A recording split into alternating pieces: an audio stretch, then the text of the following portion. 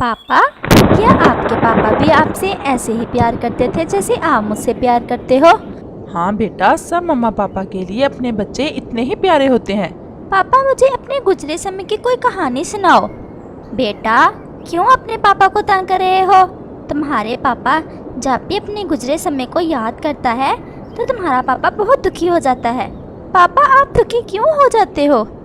नहीं बेटा, वो समय तो गुजर गया। मैं अब ज़रा भी दुखी नहीं हूँ।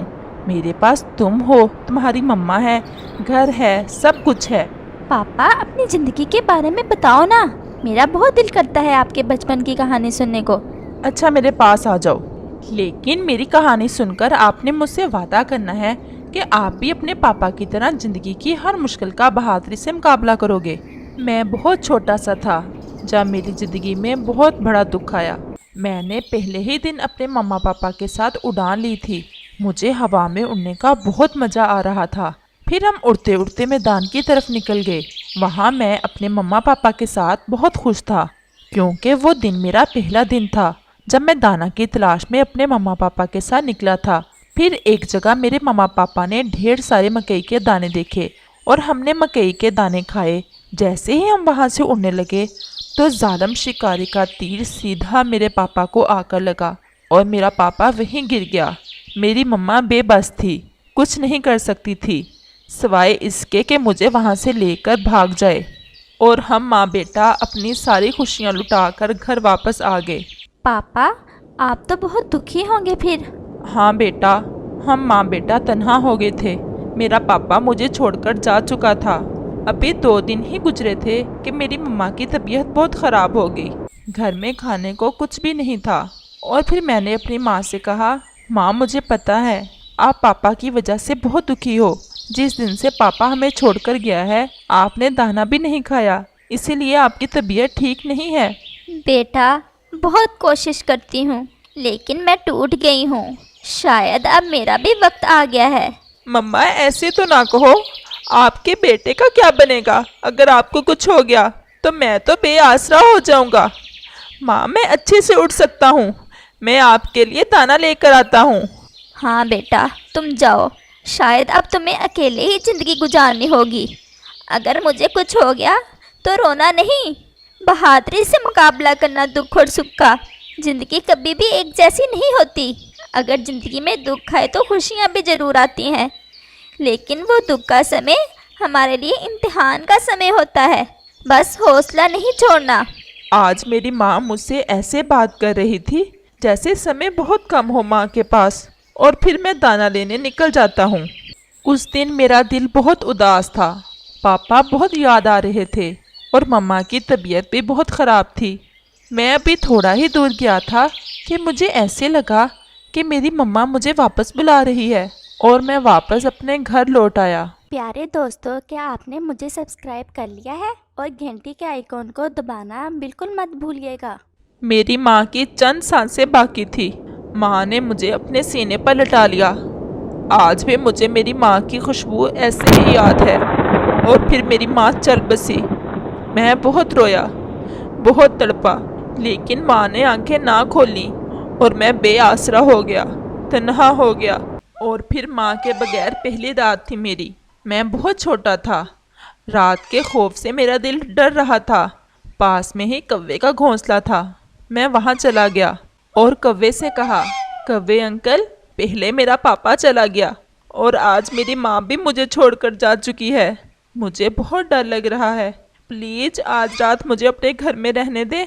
तुम ठहरो, मैं तुम्हारी आंटी से पूछ लूँ। चिड़िया का बच्चा है जिसके मम्मा पापा मर गए हैं, रात रहने का कह रहा है।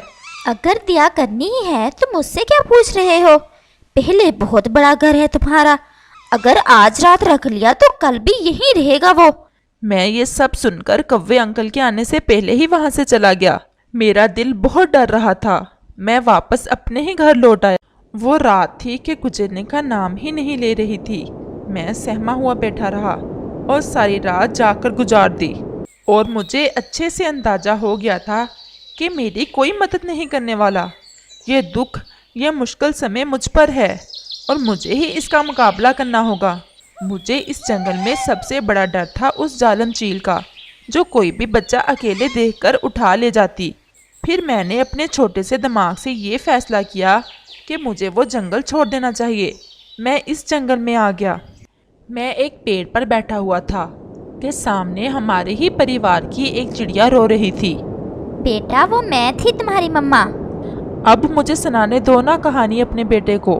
अच्छा तो उस चिड़िया को रोता देख के मुझसे रहा ना गया और मैं उसके पास चला गया।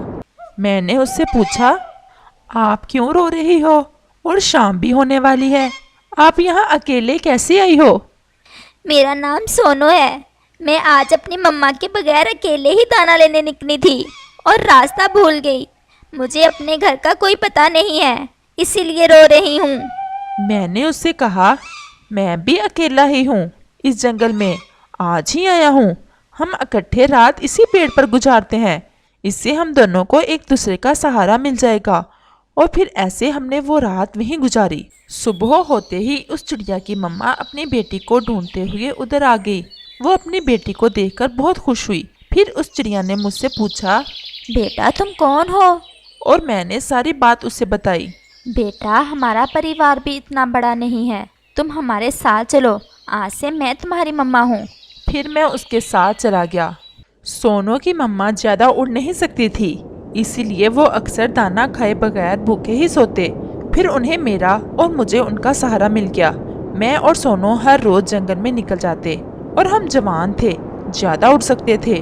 कुछ ही दिनों में हमने घर में ढेर सारा दाना इकट्ठा कर लिया। फिर एक दिन जब हम दाना लेकर आए तो सोनू की मम्मा बहुत बीमार थी। उसने मुझसे कहा, बेटा शायद मुझे तुम्हारी ज़रूरत थी, जो भगवान ने तुम्हें मेरे पास भेज दिया। मेरी बच्ची का ख्याल रखना और हमेशा साथ रहना, इसे कभी ना छोड़ना। और फिर सोनू की मम्मा भी चल बसी और फिर मैं और तुम्हारी मम्मा बहुत उदास हो गए। लेकिन फिर जब तुम हमारे पास आए तो हमारी सारी खुशियाँ फिर से लौट आईं। बेटा हम हमेशा तुम्हारे साथ नहीं रहेंगे, बस इतना याद रखना कि हर दुख किसी न किसी आने वाली खुशी का संकेत होता है। अपने घर अपने परिवार का अच्छे से ख्याल रखना। और फिर इनका बेटा ये सब सुनकर रोने लग जाता है। अब मेरे पास आ जाओ मेरा बच्चा, हम तुम्हें बहादुर बनाना चाहते हैं। और तुम रोने लग गए और फिर सब परिवार मीठी नींद सो जाता है।